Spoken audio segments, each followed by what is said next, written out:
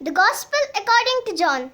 It was late that Sunday evening, and the disciples were gathered together behind locked doors, because they were afraid of the Jewish authorities.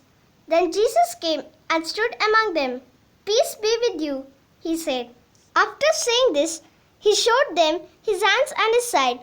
The disciples were filled with joy at seeing the Lord. Jesus said to them again, "Peace be with you. As the Father sent me, so I send you." Then he breathed on them and said, "Receive the Holy Spirit. If you forgive people's sins, they are forgiven. If you do not forgive them, they are not forgiven."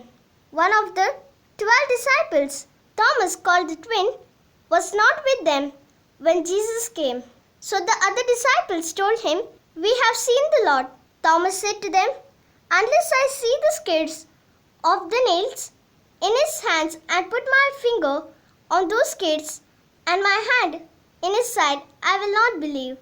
A week later, the disciples were together again indoors, and Thomas was with them. The doors were locked, but Jesus came and stood among them and said, "Peace be with you." Then he said to Thomas, "Put your finger here and look at my hands.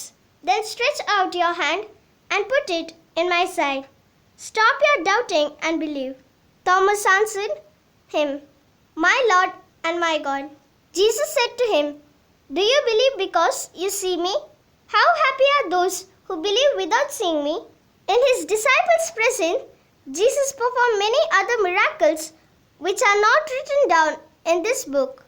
But these have been written in order that you may believe that Jesus is the Messiah, the Son of God, and that through your faith in him you may have life.